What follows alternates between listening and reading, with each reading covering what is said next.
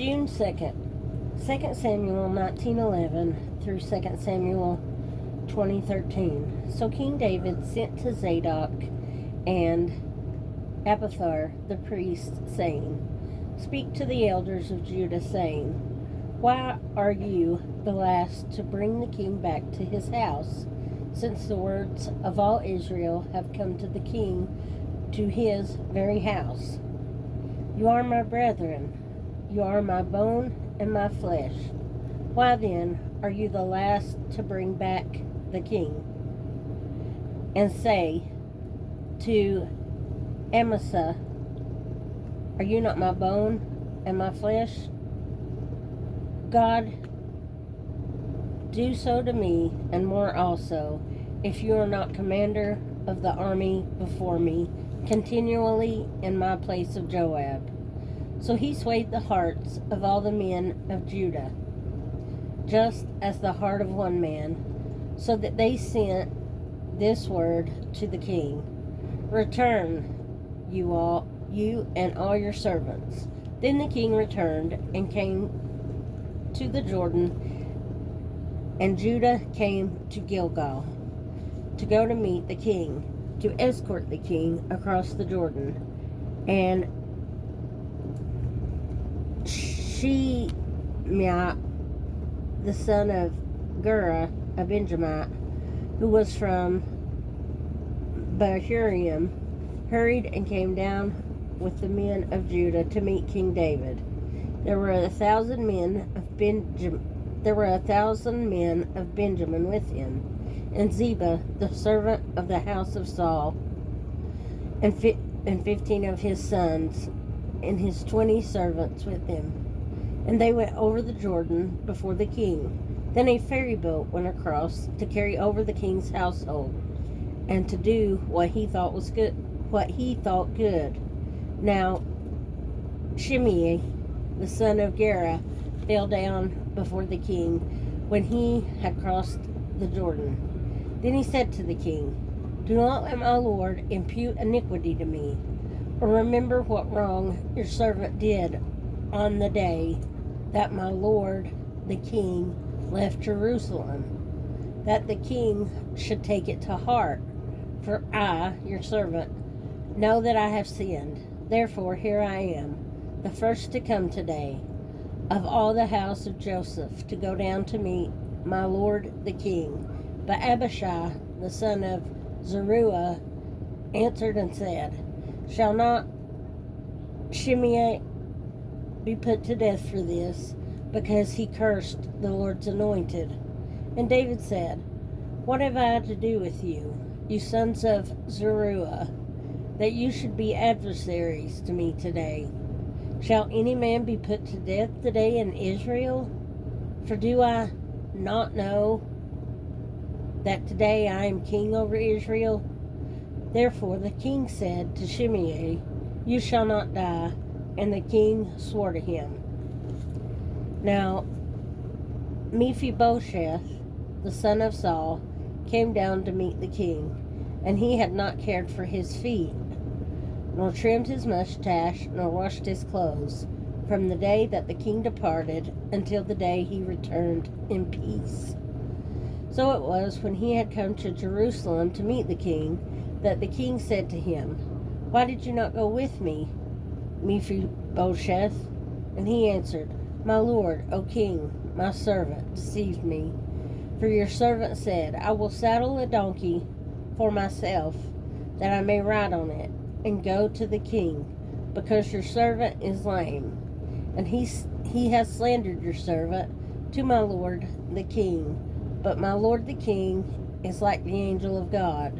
Therefore do what is good in your eyes. For all my father's house were but dead men before my lord the king. Yet you set your servant among those who eat at your own table. Therefore, what right have I still to cry out any more to the king? So the king said to him, Why do you speak any more of your matters? I have said, You and Ziba divide the land. Then Mephibosheth said to the king. Rather, let him take it all, insomuch as my lord the king has come back in peace to his own house. Then Barzillai the Gileadite came down from Rogelim and went across the Jordan with the king to escort him across the Jordan.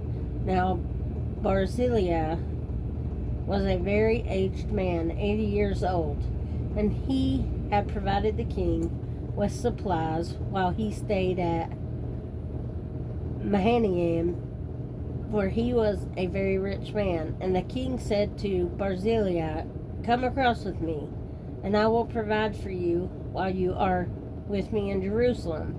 But Barzillai said to the king, "How long have I to live that I should go up with the king to Jerusalem? I am today 80 years old. Can I discern between the good and the bad? Can your servant taste what I eat or what I drink? Can I hear any longer the voice of singing men and singing women? Why then should your servant be a further burden to my lord the king? Your servant will go a little way across the Jordan with the king. And why should the king repay me with such a reward? Please let your servant turn back again, that I may die in my own city, near the grave of my father and mother. But here is your servant Chimham. Let him cross over with my lord the king, and do for him what seems good to you." And the king answered, "Chimham shall cross over with me, and I will do for him what seems good to you. Now whatever you request of me, I will do for you." Then all the people went over the Jordan, and when the king had crossed over, the king kissed Barzillai and blessed him, and he returned to his own place. Now the king went on to Gilgal, and Chimham went on with him. And all the people of Judah escorted the king, and also half the people of Israel. Just then all the men of Israel came to the king and said to the king, "Why have our brethren, the men of Judah, stolen you away and brought the king, his household, and all David's men with him across the Jordan?" So all the men of Judah answered the men of Israel, "Because the king is a close relative of ours." "Why then are you angry over this matter? Have we ever eaten at the king's expense, or has he given us any gift?" And the men of Israel answered the men of Judah and said, "We have 10 shares in the king. Therefore we also have more right to David than you. Why then do you despise us? We were not the first to advise bringing back our king." Yet the words of the men of Judah were fiercer than the words of the men of Israel. And there happened to be there a rebel, whose name was Sheba, the son of Berki, a Benjamite. And he blew a trumpet and said, "We have no share in David, nor do we have any inheritance in the son of Jesse. Every man to his tents, O Israel." So every man of Israel deserted David and followed Sheba, the son of Bichri. But the men of Judah from the Jordan as far as Jerusalem remained loyal to their king. Now David came to his house at Jerusalem, and the king took the 10 women, his concubines, whom he had left to keep the house, and put them in seclusion and supported them, but did not go in to them. So they were shut up to the day of their death, living in widowhood. And the king said to Amasa, "Assemble the men of Judah for me within 3 days, and be present here yourself." So Amasa went to assemble the men of Judah, but he delayed longer than the set time which David had appointed him. And David said, to Abishai. Now Sheba, the son of Bichri, will do us more harm than Absalom. Take your Lord's servants and pursue him, lest he finds for himself fortified cities and escape us. So Joab's men with the Cherethites and Pelethites and all the mighty men went out after him. And they went out of Jerusalem to pursue Sheba the son of Bichri. When they were at the large stone which is in Gibeon, Amasa came before them. Now Joab was dressed in battle armor. On it was a belt with a sword fastened in its sheath at the hips, and as long as he was going forward it fell out. Then Joab said to Amasa, Are you in health, my brother? And Joab took Amasa by the beard with his right hand to kiss him. But Amasa did not notice the sword that was in Joab's hand, and he struck him with it in the stomach, and his entrails poured out on the ground, and he did not strike him again. Thus he died. Then Joab and Abishai his brother pursued Sheba the son of Bichri.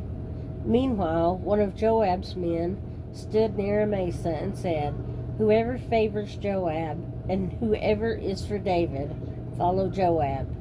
But Amasa wallowed in his blood in the middle of the highway. And when the man saw that all the people stood still, he moved Amasa from the highway to the field and threw a garment over him. When he saw that everyone who came upon him halted. When he was removed from the highway, all the people went on after Joab to pursue Sheba, the son of Bichri. John 21, 1 through 25. After these things, Jesus showed himself again to the disciples at the Sea of Tiberias, and in this way he showed himself: Simon Peter, Thomas called the twin, Nathanael of Cana in Galilee, the sons of Zebedee, and two others of his disciples were together. Simon Peter said to them, I'm going fishing. They said to him, We are going with you also. They went out and immediately got into a boat, and that night they caught nothing. But when the morning had now come, Jesus stood on the shore, yet the disciples did not know that it was Jesus. Then Jesus said to them, Children, have you caught any food? They answered him, No. And he said to them, Cast the net on the right side of the boat, and you will find some. So they cast, and now they were not able to draw it in because of the multitude of fish. Therefore that disciple whom Jesus loved said to Peter, It is the Lord. Now when Simon Peter heard that it was the Lord, he put on his outer garment, for he had removed it, and plunged into the sea. But the other disciples came in the little boat, for they were not far from the land, but about 200 cubits, dragging the net with fish. Then, as soon as they had come to the land, they saw a fire of coals there, and fish laid on it, and bread. Jesus said to them, Bring some of the fish which you have just caught. Simon Peter went up and dragged the net to the land, full of large fish, 153. And although there were so many, the net was not broken. Jesus said to them, Come and eat breakfast. Yet none of the disciples dare ask him, Who are you? Knowing that it was the Lord. Jesus then came back and took the bread and gave it to them, and likewise the fish. This is now the third time Jesus showed himself to his disciples after he was raised from the dead. So when they had eaten breakfast, Jesus said to Simon Peter, Simon, son of Jonah, do you love me more than these? He said to him, Yes, Lord, you know that I love you. He said to him, feed my lambs. He said to him again a second time, Simon, son of Jonah, do you love me? He said to him, Yes, Lord, you know that I love you. He said to him, Tend my sheep. He said to him the third time, Simon, son of Jonah, do you love me? Peter was grieved because he said to him the third time, Do you love me? And he said to him, Lord, you know all things. You know that I love you. Jesus said to him, Feed my sheep. Most assuredly I say to you, when you were younger, you girded yourself and walked where you wished. But when you are old, you will stretch out your hands, and another will gird you and carry you where you do not wish. This he spoke, signifying by what death he would glorify God. And when he had spoken this, he said to him, Follow me. Then Peter, turning around, saw the disciple whom Jesus loved following, who also had leaned on his breast at the supper, and said, Lord, who is the one who betrays you?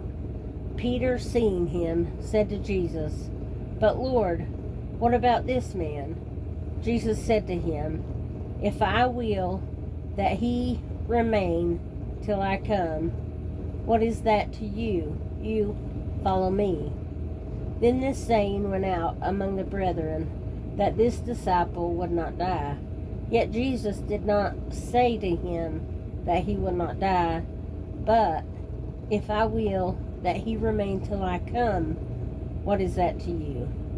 This is the disciple who Jesus testifies of these things and wrote these things, and we know that his testimony is true. And there are also many other things that Jesus did, which if they were written one by one, I suppose that even the world itself could not contain the books that would be written. Amen. Psalm 120, 1-7. In my distress I cried to the Lord, and he heard me. Deliver my soul, O Lord, from lying lips, and from a deceitful tongue. What shall be given to you, or what shall be done to you, you false tongue? Sharp arrows of the warrior, with coals of the broom tree. Woe is me, that I dwell in Meshach, that I dwell among the tents of Kedar. My soul has dwelt too long with one who hates peace. I am for peace, but when I speak, they are for war. Proverbs 16:16-17. How much better to get wisdom than gold, and to get understanding is to be chosen rather than silver. The highway of the upright is to depart from evil. He who keeps his way preserves his soul.